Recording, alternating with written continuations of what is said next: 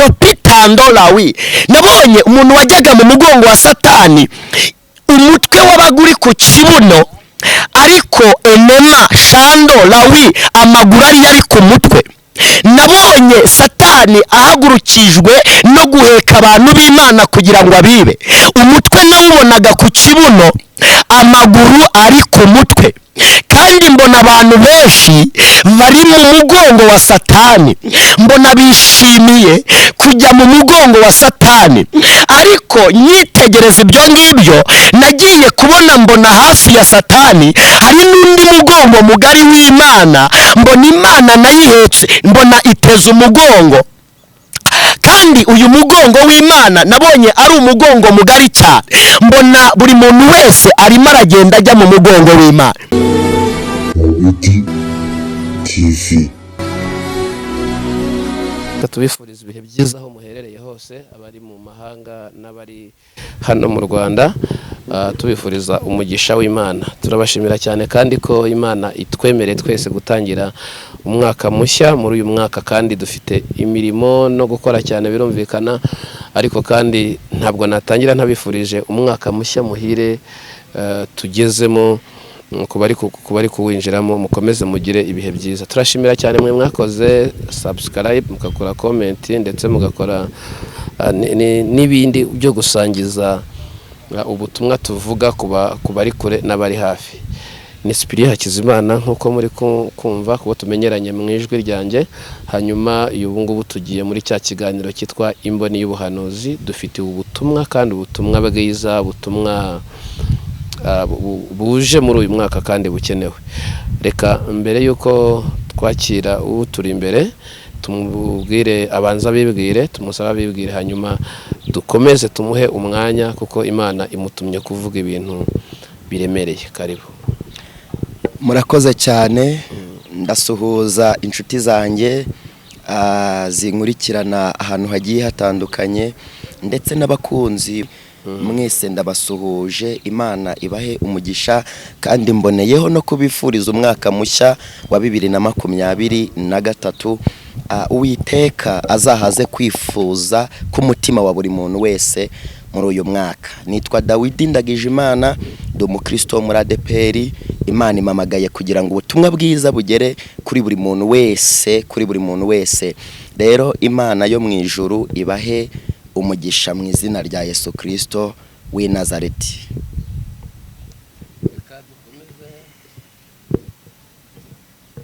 Reka n'ubundi dukomeze twumva ijambo cyangwa se n'ubutumwa udufitiye. Karibu. Murakoze. Imana ishimwe, nshimye Imana ko ingiriye icyizere kugira ngo uyu mwanya mbashe kuganira n'abantu bayo. Imana yantumye, ndagusaba gukurikirana iki kiganiro ukakirangiza, kubera ko Imana yampaye ubutumwa bukureba.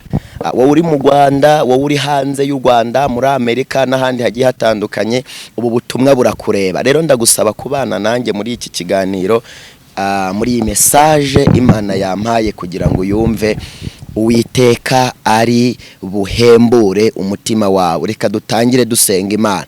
Mana, mu izina rya Yesu w'i Nazareti, ni njyewe Dawidi, ni njye wa musore wawe. Ndagushimiye ko wangiriye icyizere ukemera ko mpagarara imbere y'ubwoko bwawe, Kristo mwiza, kugira ngo icyo wagambiriye ko bumva aba ari cyo bumva. Nacyo ndico, ndivu mwivu, ndi umukungugu mu mukungugu, ndamazi ameneka ntabashe kuyorwa. Mana, ntabyo ngewe nabona nabwira abantu bankurikiranye, ntabyo nabona nabwira ubwoko bwawe. Niyo mpamvu nari nkwinginze kugira ngo ntaba ari ngewe, ahubwo imbaraga z'Imana yamamagaye aba arizo zikora muri uyu mwanya. Nyemerera nkubere mikoro maze uvugire muri ngewe, kugira ngo abantu bawe bahembuke, kugira ngo abagwayi bakire, abagwayi mu buryo bw'umwuka bakire, kandi Kristo mwiza, n'abagwayi mu buryo bw'umubiri nabo bakizwe n'imbaraga zawe. Mana, ndagushimiye ko wemeye kungira uwo ndi uyu munsi munsi wa none ndagushimiye ni imbabazi zawe n'ubuntu bwawe nagiriwe kugira ngo nitirirwe izina ry'Uwiteka. Ndagushimiye we wampamagaye ukemera gukorera muri nge kandi ukatura muri ngewe kugira ngo abantu bawe bahembuke. Nari nguhaye ikaze na karibu, nari nkwinginze kugira ngo ubane nanjye mu izina rya Yesu Kristo w'i Nazareti, amen. Imana rero ibahe umugisha nshuti bavandimwe. Imana yamaye itangazo rireba buri muntu wese, rireba umugore, rireba umukobwa, rireba umusore, rireba umugabo, rireba buri muntu wese wumva iri tangazo. Rero Imana yo mu ijuru ibaho umugisha. Reka message Imana yamaye tuyubake ku ijambo ry'Imana riri mu gitabo cy'umukozi w'Imana Yobu. Imana iyo mu ijuru ishimwe. Niko Imana yavugiye mu mugabo witwa Yobu irangije itanga itangazo. Iravuga ngo Imana ngo ibwira umuntu iti dore kubaha Uwiteka nibwo bwenge kandi kuva mu byaha niko kujijuka. Bisobanuye ngo ubundi bwenge butarimo kubaha Imana nacyo bwamarira nyirabwo. Amafaranga atarimo kubaha Imana nacyo yamarira nyirayo. Imodoka nziza wagenderamo ariko itarimo kubaha Imana nacyo yakumarira. Imana ibwira umuntu iti umugufi n'umuremure, igikara n'inzobe, kubaha Uwiteka nibwo bwenge. Inzu nziza wabamo itarimo kubaha Imana nacyo yakumarira. Akazi keza wagira ariko katarimo kubaha Imana nacyo kakumarira. Imana ishimwe. Kubaha Uwiteka nibwo bwenge kandi kuva mu byaha niko kujijuka. Imana ishimwe. Ndashimira Imana ko ari Imana itandukanye n'abantu. Ni Imana itekereza bitandukanye nuko abantu batekereza. Ni Imana ivuga bitandukanye nuko abantu bavuga. Imana yacu ishimwe. Ni Imana y'abagufi n'abarebare, ni Imana y'ibikara n'inzobe, ni Imana y'abize n'abatarize, ni Imana y'abafite akazi ndetse n'abashomeri, ni Imana y'ababa mu cyaro n'ababa mu mujyi, ni Imana y'abazungu ndetse n'abirabura, ni Imana y'abakire n'abakene. Imana ishimwe. Ni Imana itarobanura ku butoni. Bibiliya ivuze ngo iki? Iravuze ngo mu mahanga yose umuntu wese uyubaha shetopitandolawi agakora ibyo gukiranuka iramwemera. Imana ihabwe icyubahiro. Kubaha Uwiteka nibwo bwenge. Imana yamaye itangazo kugira ngo buri muntu wese abashe kugarukira Uwiteka.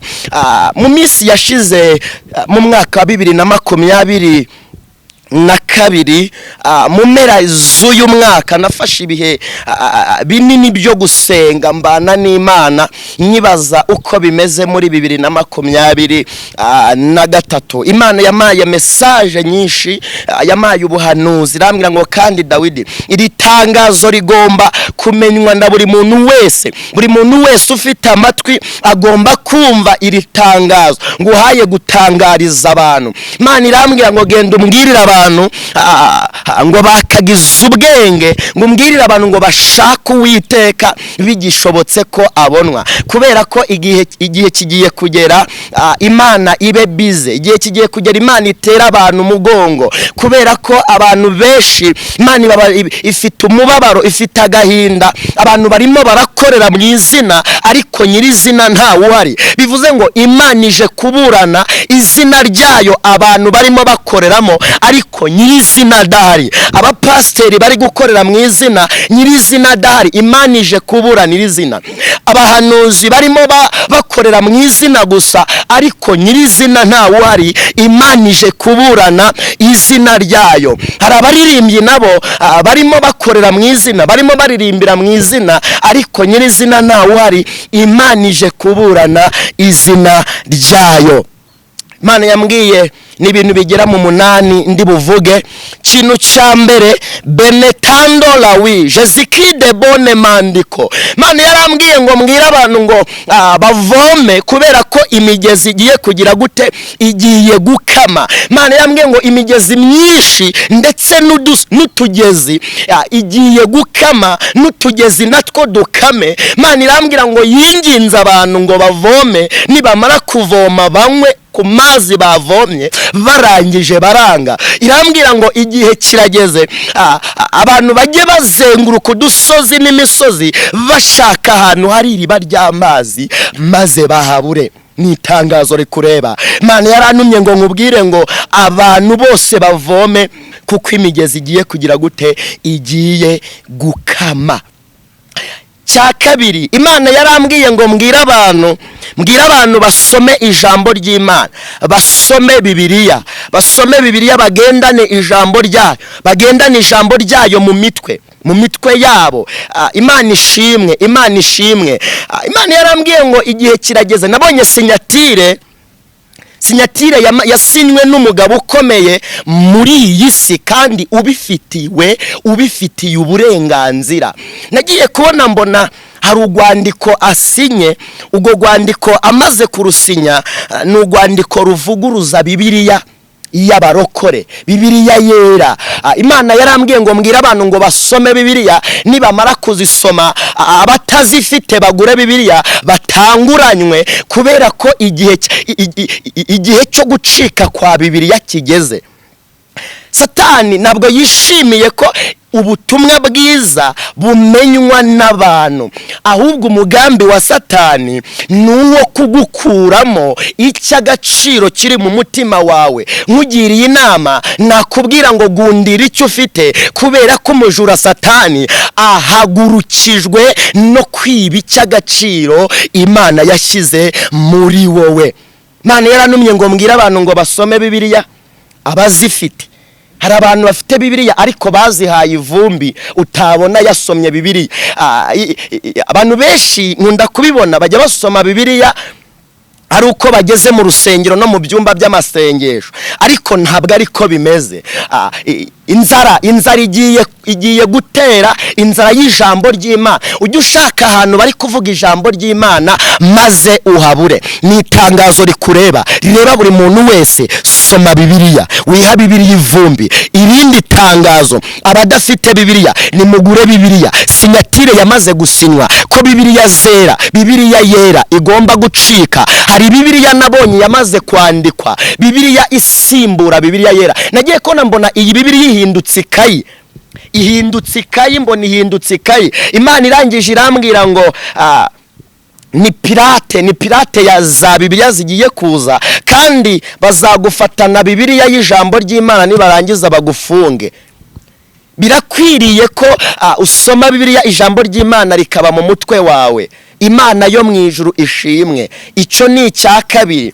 Icya gatatu, Imana yarantumye ngo mbwire abantu ngo basenge, kandi basengere abahinzi babiba imbuto zabo mu butaka. Niyerekwa ririmo ibice bibiri rijyanye n'ubutaka. Cya mbere nagiye kubona mbona ubutaka bwanduye virusi. Noneho iyo umuntu yakandagizaga ibirenge hasi kuri bwa butaka, najyaga kubona nkabona ibirenge bigize gute, birabembye. Noneho Imana irambwira ngo nimbwire abantu ngo ubwihisho busigaye ni kuwiteka gusa. Abantu bakura amaso ku bantu, bahanga amaso ku Mana. Ubwihisho busigaye ni kuwiteka gusa, ubwugamo busigaye ni kuwiteka gusa. Nabonye ubutaka bwandura virusi, wakandagiza ibirenge hasi, ibirenge bikabemba. Mushaka Uwiteka bigishobotse ko agira gute, abonwa. Imana irambwira ngo yumvise amarira y'abantu benshi barira bavuga ngo inzara, ibiciro biri hejuru. Irambwira ngo mbwira abantu basenge, kandi abasenga basengere n'abahinzi babibira imbuto zabo mu butaka. Nabonye hari nanone iyi virusi yinjira mu butaka. Iyo abahinzi bahingaga, imbuto zabo zaboraga zitaramera. bivuze ngo zaboreraga mu butaka. Imana irambwira ngo mbese nimba ibitunga abantu, ibidutunga bikomoka mu butaka, aba bahinzi nibatangira guhinga imbuto zabo zikaborera mu butaka, abantu bazatungwa n'iki? Abavuga ko ibiciro byazamutse noneho bazavuga ibingana bite? Imana irambwira ngo yatanze agahenge ko kugira ngo abantu biyunge n'Imana, aho kugira ngo biyunge n'Imana barirara bajya kure y'Imana. Imana bayitera umugongo. Imana iranuma ngo mbwira abantu bashake Uwiteka bigishobotse ko abonwa, kandi abasenga basengera abahinzi, basengere abahinzi bahinga, kubera ko igihe cy'inzara aribwo kigiye gusohora. Igihe cy'inzara nibwo kigiye kuba, ariko abazi Imana yabo bazakomera, nibamara gukomera bazakora iby'ubutwari. Imana ishimwe, Imana ihabwa icyubahiro. Icya kane, shetopitandolawi jesiki de bone mandiko. Imana yambwiye ijambo rikomeye, irangije irambwira ngo yaravuze, imaze kuvuga abantu barangije bapirata imvugo y'Imana. Abantu bamenyereye imvugo y'Imana, abantu bamenyereye ngo niko bimeze, niko bizahora. Imana yarambwiye ngo igihe cyo guceceka kwayo kirageze kandi kirasohoye. Igihe cyo guceceka kw'Imana kirageze. Mu mwaka wa 2023 turimo, muri uyu mwaka Imana yarambwiye ngo igihe cyo guceceka kwayo kirageze. Bivuze ngo Imana ije kubana n'abantu bayo muri sirasiye. Imana igiye kujya ibana n'umuntu ku giti cyiwe, n'umuntu ku giti cyiwe. Imana ishimwe, Imana ishimwe, Imana ishimwe.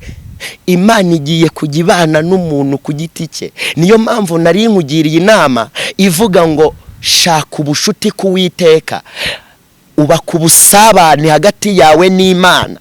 Aho kubaka ubusabane hagati yawe n'abantu, bwubake k'Uwiteka, kubera ko igihe cyo kugira ngo Imana ibane na buri muntu wese ku giti cye nibwo kigiye kugera. Muri iki gihe ibihe turimo birakomeye. Nta muhanuzi wapfa kubona yahanuriye mu rusengero. Umuhanuzi arahanurira mu rusengero bamuhagarike. Bivuze ngo imvugo y'Imana abantu barayimenyereye. Mu minsi yashize nkunda kubibona mu nsengero zigiye zitandukanye. Haraho nasengeye ngiye kubona mbona umuhanuzi arahanuye. Amaze guhanura, pasiteri cyangwa se wari wayoboye kuri uwo munsi abwira abaririmbyi ngo nibaririmbe. Umuhanuzi arakomeza arahanura.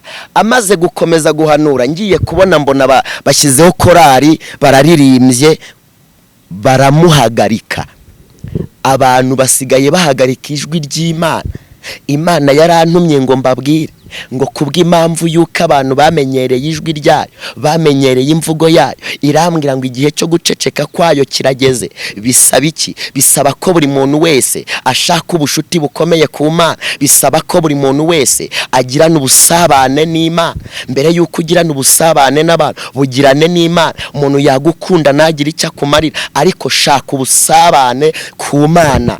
Shaka ubushuti ku Mana, inshuti nziza itagihemuka ni Yesu Kristo. Nasomye ijambo ry'Imana rirambwira ngo mbese umubyeyi yabasha kwihakana umwana yabyaye ntababarire, yabasha kwihakana umwana yabyaye ntababarire uwo yonsa? Ngo yego yamwihakana. Bibiliya irambwira ngo ariko ngewe sinzakwihakana. Kura amaso ku bantu, uhanga amaso ku Mana. Yesu niwe wenyine utazakwirengagiza. Yesu niwe wenyine utazagutererana. Imana yarambwiye ngo igiye kubana n'umuntu wayo, na buri muntu ku giti cye. Imana igiye kubana na buri muntu ku giti cye.